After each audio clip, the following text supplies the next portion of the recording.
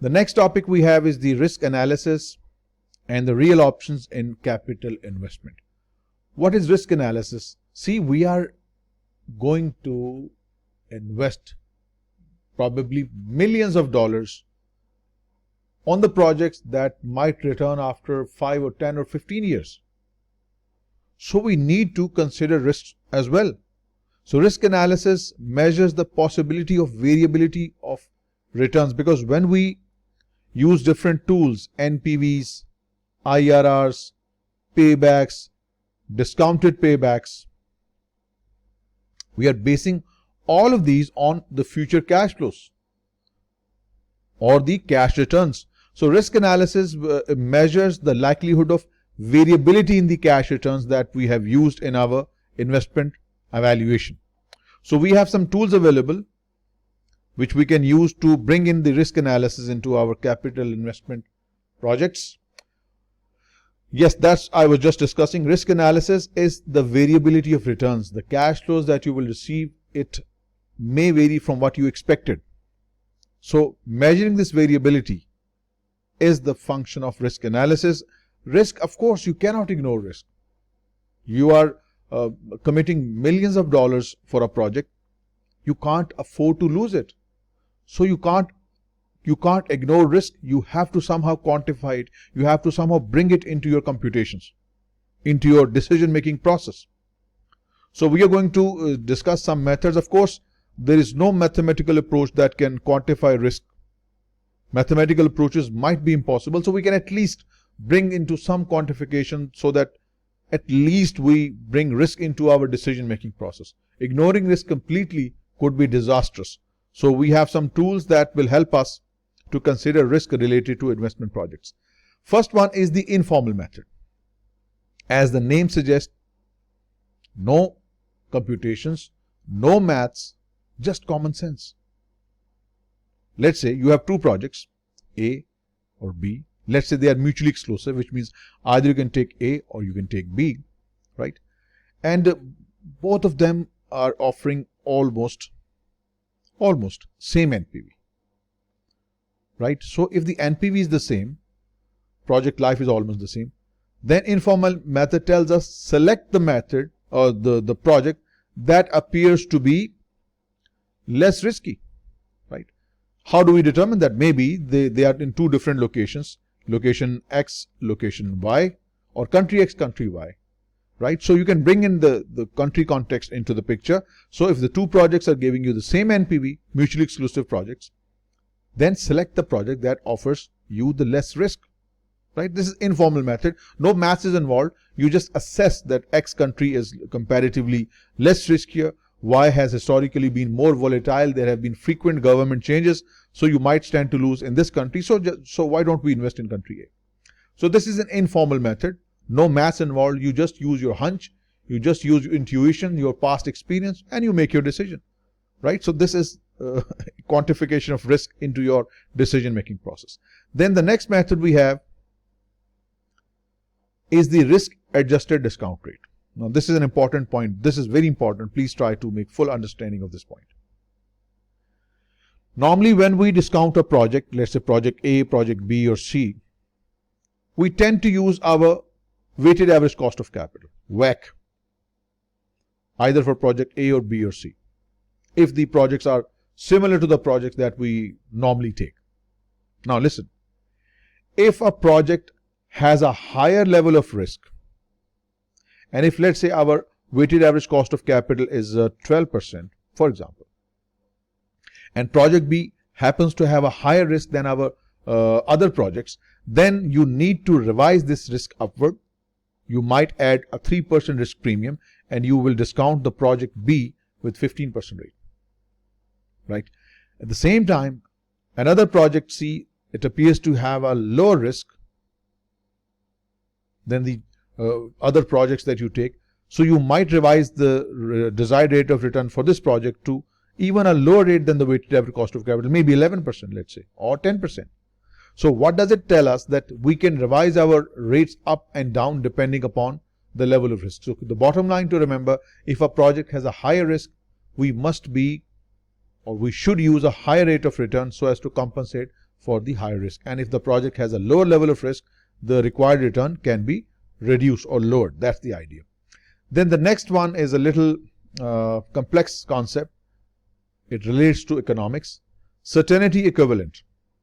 What basically it means that this idea is driven from the utility theory in economics. Let's say I have two returns. The one on your left is $100,000 in a project that has no risk. Risk is zero. Let's say, just assumption, assured amount of $100,000 with no risks whatsoever. If I have to intuitively establish an equilibrium, and if I'm offered a risky sum, that risky sum has to be more than this. Because if I want $100,000 without any risk, and if you're offering me risk, then risk must be compensated by higher return. So mentally, intuitively, I would equalize through my mental processes, through my own intuitions, through my own understanding, through my own judgments. I would like to be paid $500,000. Right? So you can say, so like getting $100,000 on a government job, which is absolutely assured, you won't be dismissed, assured amount every year. And this is the salary working in a private sector business, a large amount of course, but it carries risk. So if you have established an equilibrium between these two amounts, this is called the certainty equivalent adjustment. For me, a risk-free amount of $100,000 is equal to an amount of $500,000 with risk. See, this is a little difficult to explain to the senior managers. That's why you will rarely find this method being used in the decision-making process. This is an intuitive process. Maybe for me, I have established an equilibrium between $100,000 and $500,000. If you ask Faisal Bhai, he will say, okay sir, for me, if I am given an absolute assured amount of $100,000, I would like to be paid just $300,000 for amount for a risky project. So maybe that means he is less risk loving. He is willing to take more risk. I am little risk averse. So if I'm taking risks, I must be paid more. He is going for less. So this is entirely up to an individual's own perception of risk. Right? So this is how we can bring in the idea. So you can now see, for me, $100,000 risk free and $500,000 with risk, they are equal. So in other words, you can say that $400,000 additional is my risk premium for me. And if you go for Faisal, for him, the risk premium is $200,000. This is how I have incorporated risk in the amounts, and this is how Faisal has done so. Right? So this is another way. Then we have a little complex method. Let me first tell you what exactly it is. Mechanical engineers, when they design an actual engine, before they do it, they will craft a computer simulation, a computer program with all the variables that are required in the construction of the engine, the fuel compression ratio, temperature of the environment, fuel mix, so on and so forth. So this model can be simulated on the computer before the actual engine is designed. So they can change the variables. They can change the variable in the simulation and see the efficiency of the fuel consumption or efficiency of the engine without actually constructing the engine. We can employ the same methodology in investment appraisal tools. We can construct a simulation, something like, if we could have like this one, where we can input our numbers, materials, labors, fixed cost, tax rates, depreciation, tax shields, inflation and all that. And we can see how the changing variables can impact upon our net present value. Right? So this is extensively used for those projects which are large, expensive. If your project is small, involving only $100,000, $150,000, simulation is not recommended because simulation setting up is expensive. It is suggested for the large projects. Full-scale simulation is not recommended for smaller projects. So what we do, I told you, you bring in your variables and then you changing those variables and seeing its impact upon the NPV can be seen when you run this simulation on an iterative basis. You can change variables, run it, see the results.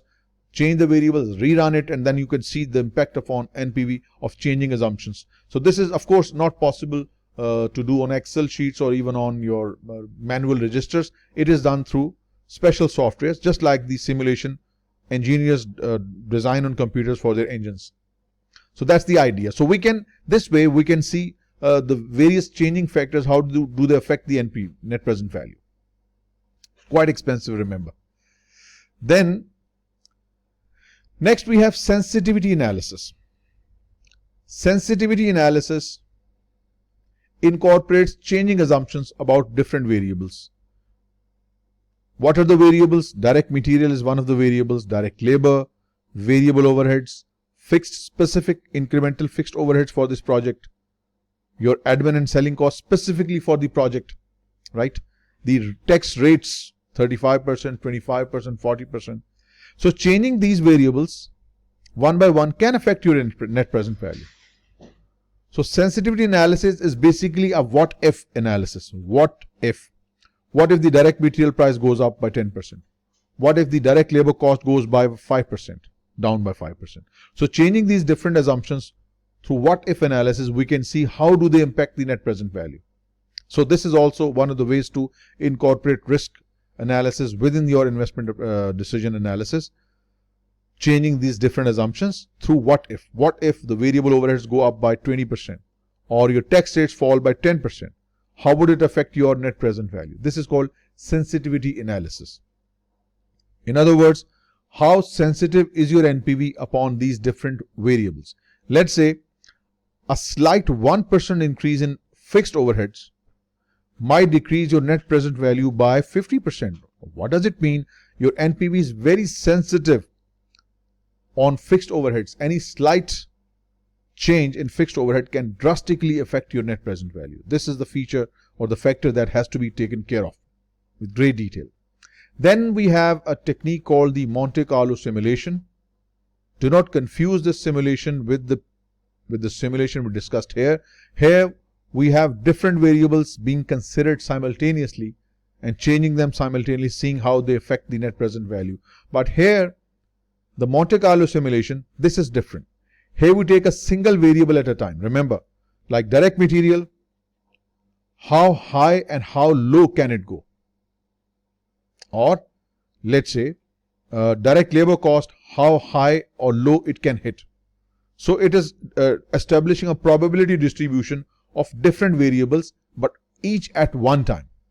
Unlike in the previous simulation where we had all the variables changing simultaneously, here we take a single variable at a time and see what could be the wildest swing up and down and how could it affect our net present value, right? So Monte Carlo simulation is often used in simulation to generate individual values of random variable, each at a time. So it's different than the conventional simulation we just saw a little while ago. The next topic in the risk analysis is the real options, or sometimes called the managerial options, sometimes called the strategic options. What are they?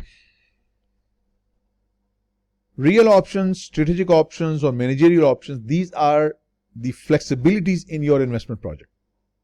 What do I mean when I say flexibility? Let's say I have a 10 years project, 1, 2, 3, 4, 5, 6, 7, 8, 9, and 10. It's a long project.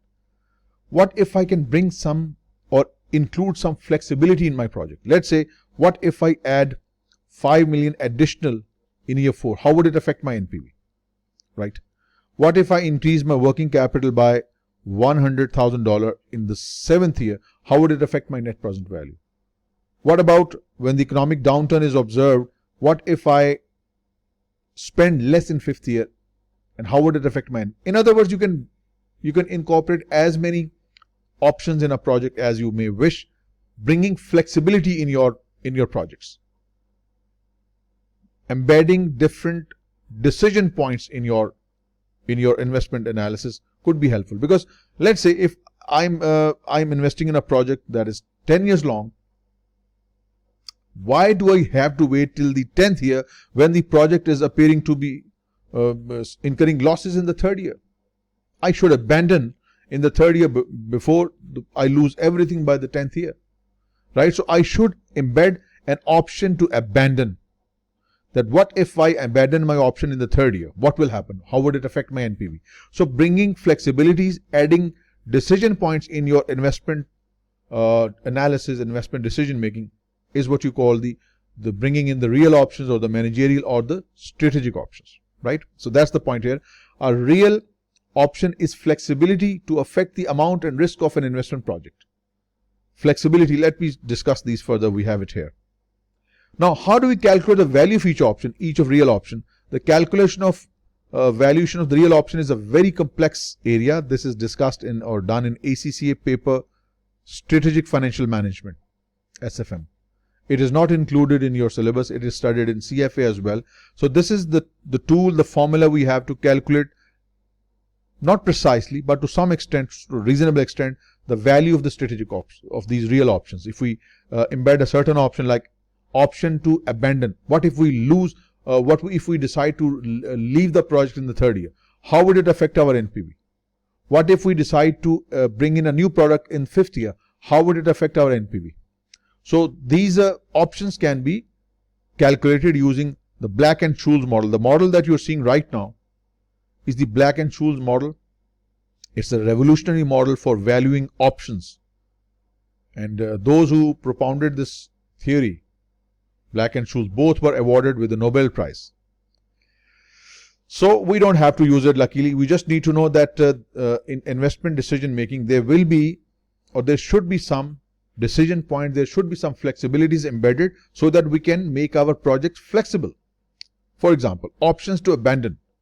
Options to abandon means we may abandon a project in third or fifth year if it is not performing well. So leaving early is beneficial for us rather than waiting till the 10th year when we lose everything. Don't do that. Option to delay. You hold on to your investment to some point in time to see how the market reacts.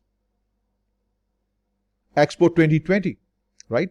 A classic example where many investors were just waiting and seeing how the COVID crisis would unfold in 2021 and 2022. When they saw that things are now fine, now they were waiting and now they've started putting their money. So this is option to delay, that you wait and see how the things unfold. Option to expand. A project that has 15 years time horizon. At some point in time, we might embed some option to expand the project if things look good. So embedding this option will increase your NPV. So remember, this flexibility in your investment decision making will increase. In most of the cases, NPV would be increased because you have embedded flexibilities in your project which can help you slide in and out of the project wherever and whichever you find most beneficial. Scale back. Many businesses in the Middle East region, when the COVID was at its peak, they scaled back. They reduced their operation. They tried to lower your fixed cost and they were able to survive. Similarly, many businesses would have made long-term investments. So they would have scaled down their investment so as to minimize the impact of COVID. So scale back means reducing the size of your investment, reducing the cost, reducing the activity level so that the cost is manageable, right? All these are flexibilities. Flexibilities to vary your inputs, changing the material A with material B. How would it affect our NPV? Changing the outputs we generate, we produce output X and Y, changing their composition. Initially it was 50% X, 50% Y. What if we go for 90% X and 10% Y? How would it affect our NPV down the line in 5 to 10 years? Options to enter the new markets. So all these, option to start a new product. So all these can be embedded in our investment decision analysis so that we can make our projects more flexible. We can take the maximum out of our projects. And finally, the risk tolerance and the certainty equivalent. This is the idea we have already discussed. What is risk tolerance? This is you need to understand. If a person A has a higher risk tolerance, it means he can tolerate more risk.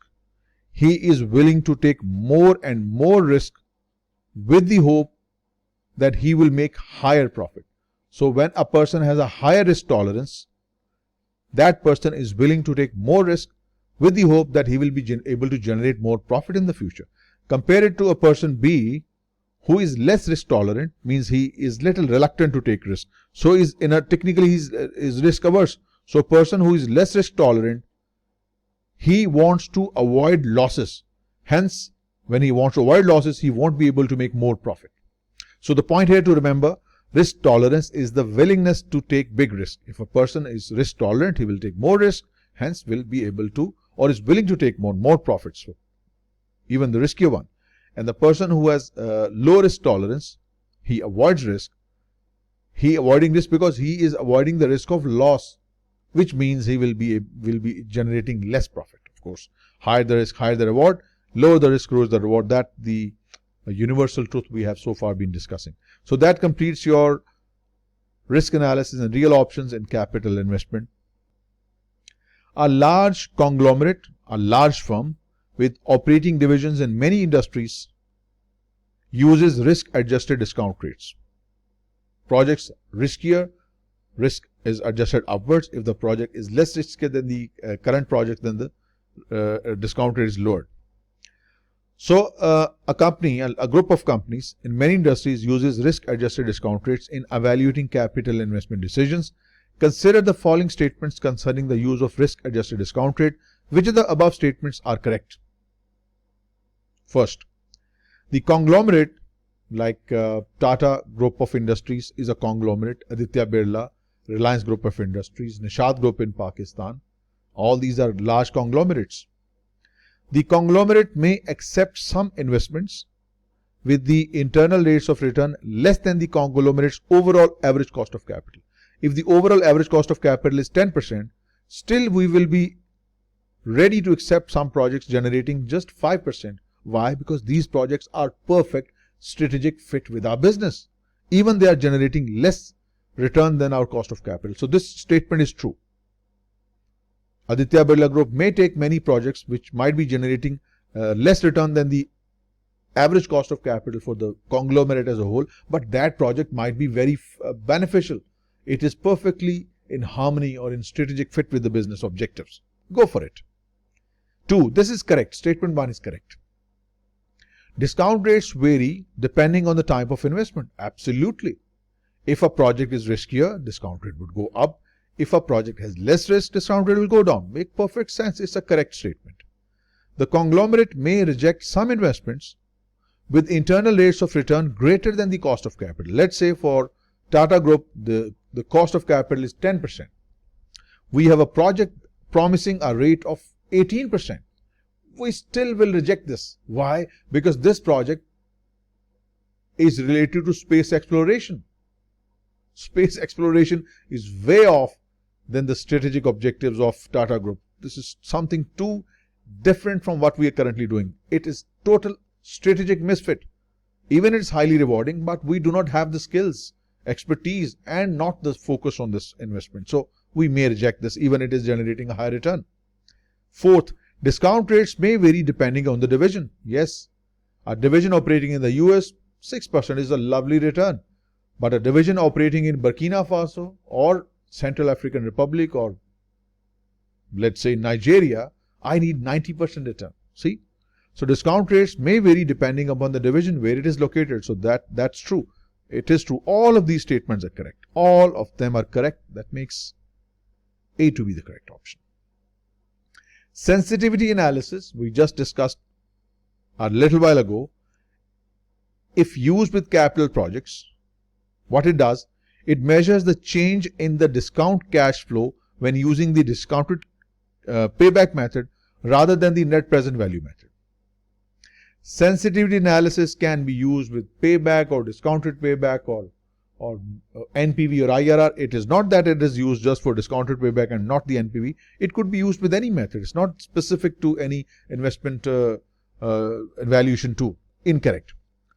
Then what is sensitivity analysis? If used with capital projects, sensitivity analysis is a what-if technique.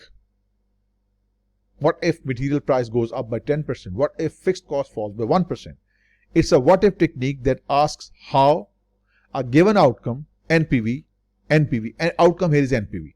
How NPV will change if the original estimates for material, labor, overheads change. Look no further. That's the right option. But still you should. Is a technique used to rank capital expenditure requests? No, we use profitability index. This is not right. is used extensively when cash flows are known with certainty. When cash flows are known with certainty, we don't need any simulation. We don't need any sensitivity. We know for sure what we're going to receive. Then there is no point in using sensitivity analysis when the cash flows are certain. Incorrect option. Gentlemen, ladies, I always emphasize, and I will always do that. Whenever you are doing theoretical questions like these, you should weigh each option, you should challenge each option, and you should convince yourself why I am getting the right one and why the wrong is wrong. You need to convince, you have to have a solid reason for rejecting any option. A manager wants to know the effect of a possible change in cash flows on the net present value of project. NPV might change because of some change in the variable. The technique used for this purpose, clearly sensitivity analysis. What if the price of material goes up, labor falls, FOH goes up? This is clearly what we have done so far. It is sensitivity analysis. A widely used approach that is used to recognize uncertainty about the individual economic variables, material, labor, while obtaining an immediate financial estimate of the consequence of possible prediction error. What if the price of material goes up, labor, overheads? That's what we have been doing so far. It is sensitivity analysis. Now, why not learning curve analysis? It is used to estimate the labor cost and labor hours. Expected value analysis is an averaging technique where we take different scenarios and we take the average number as a decision point. Regression analysis is used to establish a link between two variables, how well they are related to each other, positively correlated or negatively correlated, and establishing a relationship, mathematical relationship, to predict the dependent variable based upon the independent variable. This is the area we discuss in CMA Part 1 in budgeting. Sensitivity analysis is used in capital budgeting to do what? To simulate probabilistic customer reaction to a new product, how the customer are going to react. This is not why do we use sensitivity analysis. Identify the required market share to make a new product viable and produce acceptable results. Sensitivity analysis is not the tool we use to identify what market share we're going to get. It's a what if technique. We change our variables and see how will it affect our outcome, our NPV. Estimate project's internal rate of return. No, sensitivity analysis does not estimate IRR. It's different. It determines the amount that a variable can change: labor, material, variable overheads, taxes, revenue, before generating unacceptable results. Your NPV will change, of course, when the variables change. To what extent a variable can change before our NPV turns from positive, of course, acceptable, to negative, that is unacceptable. That is true. That's where we use the sensitivity analysis. To what extent are we willing to change our material price or labor, or so on and so forth. When evaluating a capital budgeting project, a company's treasurer wants to know how changes in operating income and the number of years in the project's useful life will affect its break-even internal rate of return. Break-even internal rate of return, the point where the present value of inflows is equal to present value of outflows. So how changes in the incomes and the number of years is going to affect this? Clearly, it is sensitivity analysis. What if this changes and that changes, how would it affect? This is sensitivity analysis. Learning curve analysis is for the labor cost and labor hours. Monte Carlo simulation is used for a single variable volatility, how a single variable like material or labor can swing up and down. And scenario analysis involves estimating cash flows in different economic situations: economic boom, economic recession, or economy going in the normal circumstances. Okay, a company received a legal settlement of $1 million, a sizable amount. The company could apply this $1 million towards its mortgage on the building it owns and save 4% in interest. One option is that we take this $1 million and put it straight away into the mortgage so that our interest could be saved by 4%, because mortgage are the properties on loan that carries an interest. So if you make the payment against the mortgage, you will save your interest expense by 4%.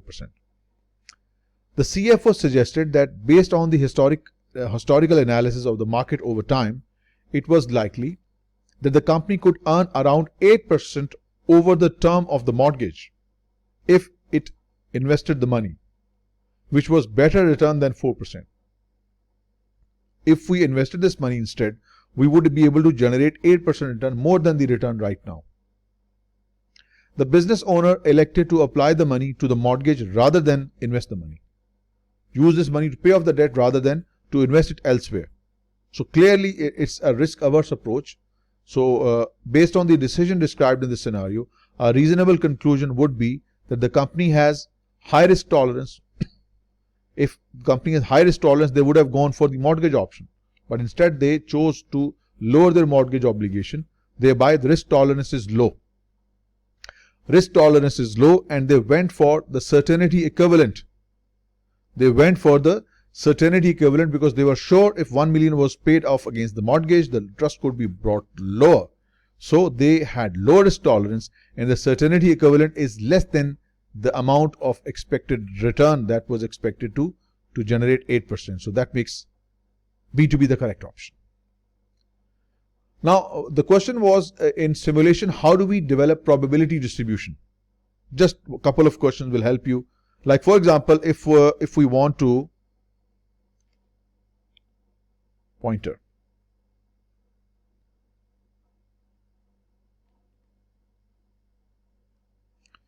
Now if I want to create a probability distribution, a match between Pakistan and England, who will win? I will flip a coin. Head says Pakistan will win, tail says England will win. And I will flip this coin hundreds of times to establish a probability. And you will see that as we keep on tossing the coin again and again, 50% chances of head, 50% chances of tail. A very simplistic example. So when the coin is flipped a lot of times, you will see, even you have done it about 1,000 times, you will find that the overall probability will fall into 50-50 category. So this is the way we construct the Monte Carlo simulation. We assign some random variables, the way we have assigned head and tail to the probability of Pakistan winning or England winning. So we can assign random numbers. Through these random numbers, we can create the probability distribution for determining the swing of a single variable. To what extreme can it go, right? So this is the classic example here. You will just be required to establish the number of random variables, construction of probability distribution, or some computation on simulation, Monte Carlo simulation. Absolutely not. This is much way beyond the scope of your syllabus. So like in this example, an analyst plans to use a Monte Carlo experiment to simulate daily demand, a single variable, right? The probability distribution for the daily demand for heaters is as follows. Daily demand for heaters could be 0, which is 10% probable, could be 1, which is 15% probable, 2, which is 20% probable. How did he come up with these numbers? He has come up with these numbers through random number assignments. Now look at this. A 10% requires 10 random numbers. If you look at this side here, from 00 to 09, there are exact 10 numbers, starting with 0 and going up to 9. So there are 10 random numbers, 00, 01, 02, 03, 04, up to 9. There are 10 random numbers. So in order to simulate 15% probability, you need 15 random numbers. How do you calculate? Start counting from 10 to 24, or the simplest way is to write 24 on your calculator, deduct 10, and then add 1. 24 less 10 plus 1, exact 15%. Do the same for this class. 44 less 25, 19 plus 1, 20%. Absolutely right. For this class, 20% probability will be assigned through random numbers 45 to 64. Do 64 less 45 plus 1, exact 20%. Now I need random numbers to represent 25% probability and random numbers to specify 10% probability. Which of these combinations will do? Let me do these one by one. 84 plus 65, 84 minus 65 plus 1 gives me 20%. Rejected. I need 25% here and 10% here. The next one, 90 less 65 plus 1, it is 26%. Rejected. What about the C option? 89 less 65 plus 1, exact 25%. What about this? 99 less 90, exact 10%. So these random numbers in this class will perfectly fit the bill, and that's why it's your right option. Now this is an interesting one. A company has experienced a major distribution problem in supplying key customers. Delivery times have been as follows over the last 4 months. Delivery times in days. It took 5 days and there were 12 such deliveries. Another time there were 6 delivery in days. There were 18 deliveries which took 6 days. There were 15 deliveries which took 7 days. 9 deliveries took 8 days and 6 deliveries that took 9 days. Now what do we want to establish? The company's marketing manager wants to simulate the distribution process by assigning random numbers to delivery times and to other random variables. If the marketing manager uses 100 different random numbers starting from 0 to 100, an appropriate assignment of random numbers to 6 days delivery time. 6 days delivery time. Let us first calculate the total deliveries. 12, 18, 15, 9 and 6. 60. Just convert this 18 deliveries out of 60 into percentage. 18 deliveries out of 60. That represents 30% of deliveries. So we need to select the random numbers that gives you the exact 30 random numbers. From 18 to 0 is going to be 19. Incorrect. 14 minus 9 plus 1 gives you just 6. Wrong. What about 60 minus 30 plus 1? That gives you 31. I need exact 30. Go for the last one. 74 minus 45 plus 1 gives you the exact 30 random numbers, which perfectly fits with the 30% probability. So that makes the right selection of random numbers. This is the maximum extent you would be required. Otherwise, no such computations are involved in any software, whichever software you might be doing. Which of the following is the best example of using sensitivity analysis in valuation? Dividing the average annual income by net initial investment. Wrong. This is called the average rate of return. This was included as one of your investment evaluation tool before 2015. Right now it is not in your syllabus. So this is ARR. ARR, average return or annual return. Measuring the time to recoup your initial investment, that is payback period.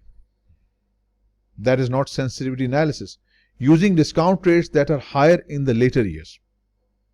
This is clearly not the discount. This is not the sensitivity analysis. Sensitivity analysis is what if, varying inputs to see how they affect the net present value. That's the right option. A company wants to use discounted cash flow technique when analyzing its capital investment projects. The company is aware of the uncertainty involved in estimating future cash flows. A simple method some companies employ to adjust for the uncertainty inherent in their estimates. If there is uncertainty, we can adjust our interest rates. How we can do that? We can, if the risk is higher, we will adjust our desired rate of return upwards. If the risk is less, we might revise it downwards. Increase the estimated cash flows. Cash flows are not in our control completely. We can change discount rates, but we can't directly influence the cash flows. Even we may, but we want to just change the rates to bring the risk into our evaluation. Use accelerated depreciation. Wrong. Prepare a direct analysis of probabilities of outcomes. It is adjust the minimum desired rate of return. If there is high risk, revise your desired rate of return upwards, otherwise downwards. When the risk of the individual components of the project's cash flows are different, an acceptable procedure to evaluate these cash flows. Now, what exactly it's asking, let me write down. Let's say you have a project that has 5 years life. First 3 years are highly risky. So these first 3 years cash flows must be discounted at 18%. Later on in year 4 and 5, the risk somewhat is lowered, so you can use now just 10% rate to discount the 4th and 5th year's cash flow. So the question says, when the risk of the individual components of the project cash flows, of course occurring in the different years, is different, an acceptable procedure to evaluate these cash flows is to compare the internal rate of return from each cash flows to the risk. Wrong. Discount each cash flow using discount rate that reflects the degree of risk. Correct. We may have different rates for year 1, different for 2, 3 and even 4, 5, or we can have the combination like this. This is the right approach. Discount each cash flow using discount rate that reflects the degree of risk. Higher risk in each year means higher discount rate, lower means lower. Look no further. That makes B to be the correct option.